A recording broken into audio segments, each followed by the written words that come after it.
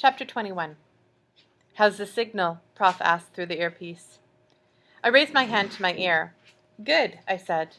I wore my mobile, newly tuned to the Reckoner mobiles and made completely secure from Steelheart's prying, on my wrist mount. I'd also been given one of the jackets. It looked like a thin black and red sports-style jacket, though it had wiring all around the inside lining and a little power pack sewn into the back. That was the part that would extend a concussion field around me if I was hit hard. Prof had built it for me himself. He said it would protect me from a short fall or a small explosion, but I shouldn't try jumping off any cliffs or getting shot in the face. Not like I was intending to do either. I wore it proudly. I'd never been officially told I was member of the team, but these two changes seemed essentially the same thing. Of course, going on this mission was probably a good indication, too. I glanced at my mobile. It showed that I was only on the line with Prof. Tapping the screen could move me to a line to everybody in the team, cycle me to a single member, or let me pick a few of them to talk to. "You in position?" Prof asked. "We are." I stood in a dark tunnel of pure steel, the only light that of my mobile and Megan's up ahead. She wore a pair of dark jeans and her brown leather jacket, open at the front, over a tight t-shirt. She was inspecting the ceiling. "Prof," I said softly, turning away, "you sure I can't pair up with Cody for this mission?" "Cody and Tia are interference," Prof said. "We've been over this, son." "Maybe I could go with Abraham then. Or you." I glanced over my shoulder, then spoke even more softly. "She doesn't really like me much." "I won't have two members of my crew not getting along," Prof said sternly. "You will learn to work together. Megan is a professional. It'll be fine." Yeah, she's professional, I thought. Too professional. But Prof wasn't hearing any of it. I took a deep breath. Part of my nervousness, I knew, was because of the job. 1 week had passed since my conversation with Prof, and the rest of the Reckoners had agreed that hitting the power station, and imitating a rival epic while doing so, was the best plan. Today was the day. We'd sneak in and destroy Nukago's power plant. This would be my first real Reckoner operation. I was finally a member of the team. I didn't want to be the weak one. "You good, son?" Prof asked. "Yeah." "We're moving. Set your timer."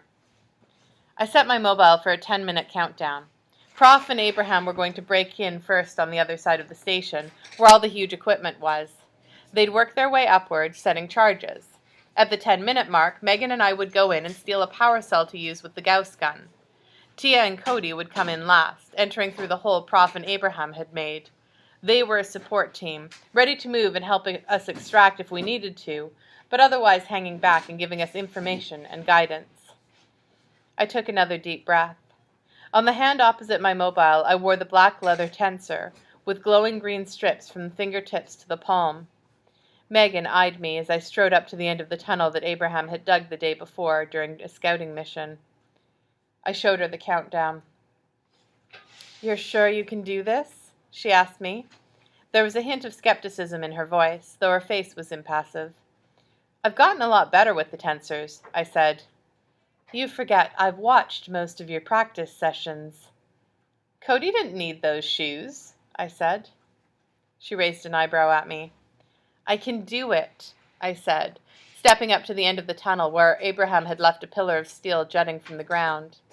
It was short enough that I could step up onto it to reach the low ceiling. The clock ticked down. We didn't speak. I mentally sounded out a few ways to start conversation, but each one died on my lips as I opened my mouth. Each time I was confronted by Megan's glassy stare. She didn't want to chat. She wanted to do the job. Why do I even care? I thought, looking up at the ceiling. Other than that first day, she's never shown me anything other than coldness and the occasional bit of disdain. Yet, there was something about her. More than the fact that she was beautiful, more than the fact that she carried tiny grenades in her top, which I still thought was awesome, by the way. There had been girls in the factory, but like everyone else, they were complacent. They'd call it just living their lives, but they were afraid. Afraid of enforcement, afraid that an epic would kill them. Megan didn't seem afraid of anything, ever. She didn't play games with men, fluttering her eyes, saying things she didn't mean. She did what needed to be done, and she was very good at it. I found that incredibly attractive. I wished I could explain that to her, but getting out the words out of my mouth felt like trying to push marbles through a keyhole. I began. My mobile beeped. Go, she said, looking upward. Trying to tell myself I wasn't relieved by the interruption, I raised my hands up to the ceiling and closed my eyes. I was getting better with the tensor. I still wasn't as good as Abraham, but I wasn't an embarrassment any longer. At least not most of the time. I pressed my hand flat against the metal ceiling of the tunnel and pushed, holding my hand in place as the vibrations began. The buzzing was like the eager pull of a muscle car that had just been started but left in neutral. That was another of Cody's metaphors for it. I'd said the sensation felt like an unbalanced washing machine filled with 100 epileptic chimpanzees. Pretty proud of that one. I pushed and kept my hand steady, humming softly to myself in the same tone as the tensor. That helped me focus. The others didn't do it, and they didn't always have to keep their hand pressed against a wall either. I eventually wanted to learn to do it like they did, but this would work for now. The vibrations built, but I contained them, held them in my hand, kept hold of them until it felt like my fingernails were going to rattle free. Then I pulled my hand back and pushed somehow. Imagine holding a swarm of bees in your mouth, then spitting them out and trying to keep them pointed in a single direction by the sheer force of your breath and will. It's kind of like that. My hand flew back, and I launched the half-musical vibrations away into the ceiling, which rattled and shook with a quiet hum. Steel dust fell down around my arm, showering to the ground below like someone had taken a cheese grater to a refrigerator. Megan crossed her arms and watched, a single eyebrow raised. I prepared myself for some cold, indifferent comment. She nodded and said, "Nice work." "Yeah, well, I've been practicing a lot. Hitting the old wall-vaporizing gym." "The what?" She frowned as she pulled over the ladder we'd brought with us. "Never mind," I said, climbing up the ladder and peeking my head into the basement of Station 7, the power station. I'd never been inside any of the city stations, of course. They were like bunkers, with high steel walls and fences surrounding them. Steelheart liked to keep things under a watchful eye. A place like this wouldn't just be a power station, but would have government offices on the upper floors as well, all carefully fenced, guarded, and observed. The basement, fortunately, had no cameras watching it. Most of those were in the hallways. Megan handed me my rifle, and I climbed out into the room above. We were in a storage chamber, dark save for a few of those glowing, always-on lights that places tend to, always leave on. I moved to the wall and tapped my mobile. "We're in," I said softly. "Good," Cody's voice came back. I blushed. "Sorry, I meant to send that to Prof." "You did. He told me to watch over y'all. Turn on the video feed from your earpiece." The earpiece was one of those wrap-around kinds and had a little camera sticking out over my ear. I tapped a few times on my mobile screen, activating it. "Nice," Cody said. "T and I have set up here at the Prof's entrance point." Prof liked contingencies, and that usually meant leaving a person or two back to create diversions or enact plans if the main teams got pinned down. "I don't have much to do here," Cody continued, his southern drawl as thick as ever, "so I'm going to bother you." "Thanks," I said, glancing back at Megan as she climbed out of the hole. "Don't mention it, lad, and stop looking down Megan's shirt." "I'm not! Just teasing. I hope you keep doing it. It'll be fun to watch her shoot you in the foot when she catches you." I looked away pointedly. Fortunately, it didn't appear that Cody had included Megan in that particular conversation. I actually found myself breathing a little easier, knowing that Cody was watching over us. Megan and I were the two newest members of the team. If anyone could use coaching, it would be us. Megan carried our pack on her back, filled with the things we'd need for the infiltration. She had out a handgun, which honestly would be more useful in close quarters than my rifle. "Ready?" she asked. I nodded. "How much improvising do I have to be ready for from you today?" she asked. "Only as much as needed," I grumbled, raising my hand to the wall. "If I knew when it would be needed, it wouldn't be improvising, would it? It'd be planning." She chuckled. "A foreign concept to you?" "Foreign? Did you not see all of the notebooks of plans I brought to the team? You know, the ones we all almost died retrieving? She turned away, not looking at me, and her posture grew stiff. Sparking woman, I thought. Try making some sense for once. I shook my head, placing my hand against the wall. One of the reasons that the city stations were considered impregnable was because of the security. Cameras in all of the hallways and stairwells. I had thought we'd hack into security and change the camera feeds. Prof said we'd certainly hack the feeds to watch them, but changing those feeds to cover sneaking rarely worked as well as it did in the old movies. Steelheart didn't hire stupid security officers, and they'd notice if their video looped. Besides, soldiers patrolled the hallways. However, there was a much simpler way to make sure we weren't seen. We just had to stay out of the hallways. There weren't cameras in most of the rooms, as the research and experiments done there were kept secret, even from the security watching the building. Besides, logically, if you kept really close watch on all the hallways, you could catch intruders. How else would people move from room to room? I raised my hand and, with some concentration, vaporized a 4-foot-wide hole in a wall. I glanced through it, shining my mobile. I'd ruined some of the computer equipment on the wall, and I had to shove a desk out of the way to get in, but there was nobody inside. At this hour of the night, much of the station was unoccupied, and Tia had drawn up our path very carefully, with the goal of minimizing the chances that we'd run into anyone. After we crawled through, Megan took something from the pack and placed it on the wall beside the hole I'd made.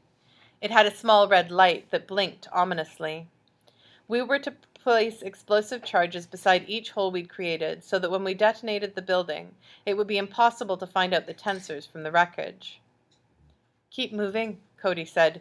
Every minute y'all are in there is a minute longer that somebody might wander into a room and wonder where all those bloody holes came from. I'm on it, I said, sliding my finger across my mobile screen and bringing up Tia's map. If we continued straight ahead through 3 rooms, we'd reach an emergency stairwell with fewer security cameras. We could avoid those, hopefully, by looping through some walls and moving up 2 floors. Then we needed to make our way into the main storage chamber for energy cells. We'd set the rest of our charges, steal a power cell or 2, and bolt. Are you talking to yourself? Megan asked, watching the door, her gun at chest level and arms straight and ready. Tell her you're listening to ear demons, Cody suggested. Always works for me. Cody is on the line, I said, working on the next wall, giving me a delightful running commentary and telling me about ear demons. That almost provoked a smile from her. I swore I saw one, for a moment at least. Ear demons are totally real, Cody said. They're what makes microphones like these ones work. They're also what tell you to eat that last slice of pie when you know Tia wanted it. Hold for a second. I've patched into the security system, and there's someone coming down the hall. Hold. I froze, then hastily quieted the tensor.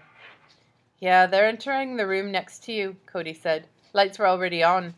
Might be someone else in it, too. Can't tell from the security feed. Y'all might have just dodged a bullet. Or, rather, dodged having to dodge quite a few of them.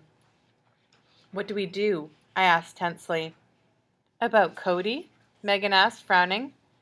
Cody, could you just patch her in too? I asked, exasperated. You really want to talk about her cleavage when she's on the line? Cody asked innocently. No! I mean, don't talk about that at all. Fine. Megan, there's someone in the next room. Options? She asked, calm. We can wait, but the lights were already on. My guess is some late-night scientist still working. Megan raised her gun. I said. No, lass, Cody said. You know how Prof feels about that. Shoot guards if you have to. Nobody else. The plan included pulling an alarm and evacuating the building before we detonated our charges. I wouldn't have to shoot the people next door, Megan said calmly. And what else would you do, lass? Cody asked. Knock them out and then leave them for when we blow up the building? Megan hesitated. Okay, Cody said. Tia says there's another way. You're going to have to go up an elevator shaft, though. Lovely, Megan said. We hurried back to the first room we'd come through. Tia uploaded a new map for me with tensor points, and I got to work. I was a little more nervous this time. Were we going to find random scientists and workers just hanging around all over? What would we do if someone surprised us? What if it was some innocent custodian? For the first time in my life, I found myself nearly as worried about what I might end up doing as I was about what someone might do to me. It was an uncomfortable situation. What we were doing was basically terrorism. But we're the good guys, I told myself, breaking open the wall and letting Megan slide through first. Of course, what terrorist didn't think he or she was the good guy? We were doing something important, but what would that matter to the family of the cleaning woman we accidentally killed? As I hastened through the next darkened room, this one was a lab chamber with some beakers and other glasswork set up, I had trouble shaking off these questions. And so I focused on Steelheart, that awful, hateful sneer, standing there with the gun he'd taken from my father, barrel pointed down at the inferior human. That image worked. I could forget everything else when I thought of it. I didn't have all of the answers, but I at least had a goal. Revenge. Who cared if it would eat me up inside and leave me hollow? So long as it drove me to make life better for everyone else. Prof understood that. I understood it too. We reached the elevator shaft without incident, entering it through a storage room that bordered it. I vaporized a large hole in the wall, and then Megan poked her head in and looked up the tall, dark shaft. So, Cody, there's supposed to be a way up? Sure. Handholds on the sides. They put them in all the elevator shafts. Looks like someone forgot to inform Steelheart of that, I said, looking in beside Megan. These walls are completely slick. No ladder or anything like that. No ropes or cords either. Cody cursed. So we're back to going the other way? Megan asked. I scanned the walls again. The blackness seemed to extend forever above and below us. We could wait for the elevator to come. The elevators have cameras, Cody said. So we ride on top of it, I said. And alert the people inside when we drop onto it? Megan asked. We just wait for one that doesn't have anyone in it, I said. Elevators are empty about half the time, right? They're responding to calls people make. All right, Cody said. Prof and Abraham have hit a small snag, waiting for a room to clear out so they can move through. Prof says you have 5 minutes to wait. If nothing happens by then, we're scrapping the job. Okay, I said, feeling a stab of disappointment. I'm going to run some visuals for them, Cody said. I'll be offline from you for a bit. Call me if you need me. I'll watch the elevator. If it moves, I'll let you know. The line clicked as Cody switched frequencies, and we started waiting. We both sat quietly, straining to hear any sounds of the elevator moving, though we'd never spot it before Cody did with his video feeds. So, how often is it like this? I asked after a few minutes of kneeling beside Megan, stuck in the room beside the hole I'd burrowed into the side of the elevator shaft. Like what? She asked. The waiting. More than you'd think, she said. The jobs we do, they're often all about timing. Good timing requires a lot of waiting around. She glanced at my hand, and I found that I'd been nervously tapping the side of the wall. I forced myself to stop. You sit, she said, voice growing softer, and you wait. You go over and over the plan, picture it in your mind. Then it usually goes wrong anyway. I eyed her suspiciously. What? She asked. The thing you just said.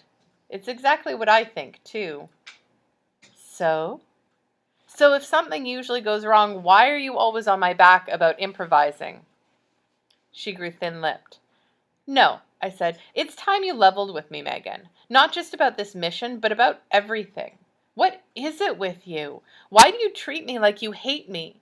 You were the one who originally spoke up for me when I wanted to join. You sounded impressed with me at first. Prof might never have listened to my plan at all if you hadn't said what you did. But since then, you've acted like I was a gorilla at your buffet. Oh, what? Gorilla at your buffet. You know, eating all your food, making you annoyed, that kind of thing. You're a very special person, David. Yeah, I take a specialness pill each morning. Look, Megan, I'm not letting go of this. This whole time I've been with the Reckoners, it seems like I've been doing something that bothers you. Well, what is it? What made you turn on me like that? She looked away. Is it my face? I asked, because that's the only thing I can think of. I mean, you were all for me after the fortuity hit. Maybe it's my face. I don't think it's too bad a face, as far as faces go, but it does look kind of stupid sometimes when I— It's not your face, she interrupted. I didn't think it was, but I need you to talk to me. Say something. Because I think you're hotter than hell, and I can't understand what went wrong. Fortunately, I stopped myself from saying that part out loud. I also kept my eyes straight at her head, just in case of Cody watching in. She said nothing. Well, I prompted. 5 minutes is up, she said, checking her mobile. I'm not going to let this go so easily. 5 minutes is up, Cody said suddenly, cutting in. Sorry, kids. This mission is a bust. Nobody's moving the elevators. Can't you send one for us? I asked. Cody chuckled. We've tapped into the security feed, lad, but it's a far cry from being able to control things in the building. If Tia could hack us that far, we could blow up the building from inside by overpowering the plants or something. Oh. I looked up the cavernous shaft. It resembled an enormous throat, stretching upward, one we needed to get up, which made us— Bad analogy. Very bad. Regardless, there was a twisting feeling in my gut. I hated the idea of backing down. Above lay the path to destroying Steelheart. Behind lay more waiting, more planning. I'd been planning for years. Oh no, Megan said. What? I asked absently. You're going to improvise, aren't you? I reached into the shaft with the hand that wore the tensor, pressed it flat against the wall, and began a small vibrative burst. Abraham had taught me to make bursts of different sizes. He said that a master with the tensors could control the vibrations, leaving patterns or even shapes in your target. I pushed my hand hard, flat, feeling the glove shake. It wasn't just the glove, though. It was my whole hand. That had confused me at first. It seemed like I was creating the power, not the glove. The glove just helped shape the blast somehow. I couldn't fail at this. If I did, the operation was over. I should have felt stress at that, but I didn't. For some reason, I was realizing when things got really, really tense, I found it easier to relax. Steelheart looming above my father. A gunshot. I would not back down. The glove vibrated. Dust fell away from the wall in a little patch around my hand. I slipped my fingers forward and felt what I'd done. A handhold, Megan said softly, shining the light of her mobile. What, really? Cody asked. Turn on your camera, lass. A moment later he whistled. You've been holding back on me, David. I didn't think you were nearly practiced enough to do something like that. I might have suggested it myself if I'd thought you could. I moved my hand to the side and made another handhold, placing it beside the other in the shaft just next to the hole in the wall. I made 2 more for my feet, then swung out of the hole in the wall and into the elevator shaft, placing my hands and feet in the handholds. I stretched up and made another set of holds above. I climbed up, rifle slung over my shoulder. I did not look down, but made another set of holds and continued. Climbing and carving with the tensor wasn't by any means easy, but I was able to shape the tensor blast to leave a ridge at the front of each handhold, making them easy to grip. Can Prof and Abraham stall for a little longer? Megan asked from below.